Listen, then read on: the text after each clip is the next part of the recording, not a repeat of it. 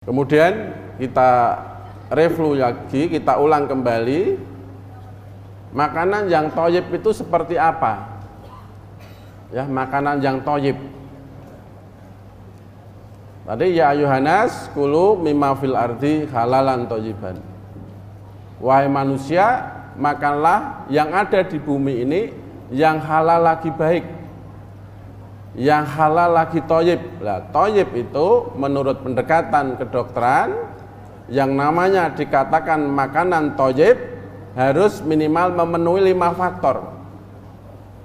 Ya, yang pertama memenuhi kecukupan nutrisi sel, sehingga sel tubuh ini berkembang dan tumbuh dengan baik.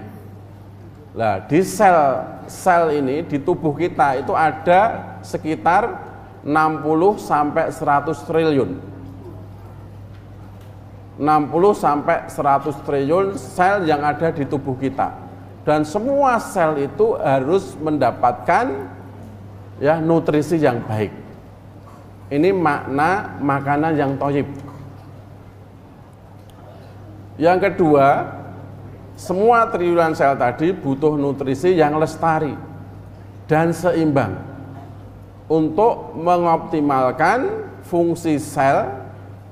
Kalau fungsi sel itu optimal, mereka mendapatkan makanan semuanya dengan baik, dengan optimal, maka sel ini akan membentuk jaringan yang baik. Nah, jaringan ini akan membentuk organ yang baik juga. Ginjal kita baik, liver kita sehat, ya, jantung kita sehat, limpa, spleen, lambung kita sehat, paru-paru kita sehat. Kalau selnya baik, jaringannya baik, dan organnya baik. Nah, organ yang baik akan membentuk sistem tubuh ini yang sempurna pula. Ini bekerja dengan optimal, bekerja dengan ya maksimal. Kemudian Bapak, Ibu, dan saudara semuanya yang kami hormati, yang ketiga, makanan yang thayyib itu harus memenuhi, bisa mencegah dan memerangi berbagai penyakit. Ya, dari makanan kita bisa jadi obat. Karena memang memerangi berbagai penyakit. Dari makanan kita bisa mencegah daripada penyakit. Mencegah dan memerangi berbagai penyakit. Kemudian makna makanan yang thayyib itu menyediakan kecukupan energi. Ya.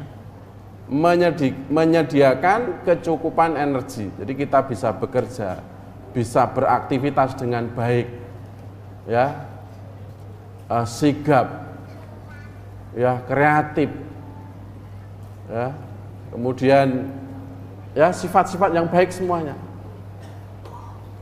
Satset, dasdes. Nah, itu artinya memberikan kecukupan energi yang optimal. Kemudian yang kelima, membuat berat badan jadi ideal. Nah, ini makna makanan yang thayyib. Kemudian Bapak, Ibu, dan saudara semuanya, kemarin sudah kita bahas ya, makanan adalah obat. Makan adalah obat. Food is medicine. You are what you eat. Anda adalah apa yang Anda makan. Jadikanlah makanan ini sebagai obat. Jadikanlah makanan ini untuk mencegah penyakit. Siapa Anda? You are what you eat. Anda adalah apa yang Anda makan. Makanya makanan yang baik itu harus high fiber. Seperti kemarin yang kita jelaskan, harus bisa memenuhi 5J.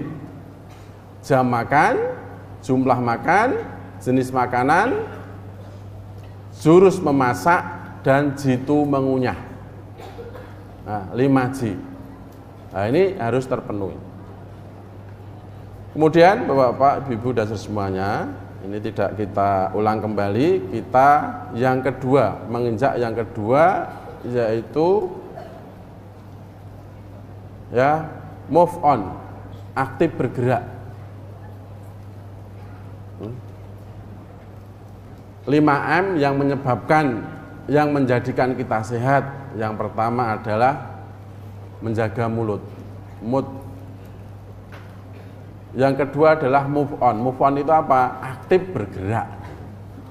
Move on itu kan bahasa-bahasa gaul sekarang ya, anak-anak generasi Z. Tapi kita juga tidak ketinggalan ya, karena terus berkembang. Aktif bergerak.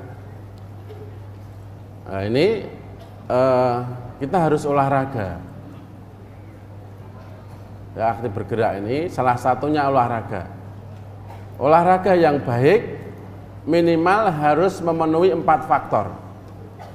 Ya, di pagi hari, di tempat terbuka, teratur, terukur sesuai umur, kemudian tidak harus lama. Mengapa pagi hari? Karena pagi hari itu kandungan oksigennya masih tinggi. Ya, kandungan oksigennya masih tinggi.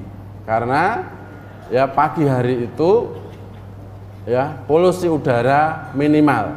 Polusi udara dari kendaraan, dari asap pabrik, dari mungkin asap rumah tangga, itu minimal, maka pagi hari. Dan pagi hari itu kandungan ozonnya masih tinggi. Ya, ozon itu fungsinya ada 2. Yang pertama, melindungi bumi ini dari sinar atau radiasi ultraviolet.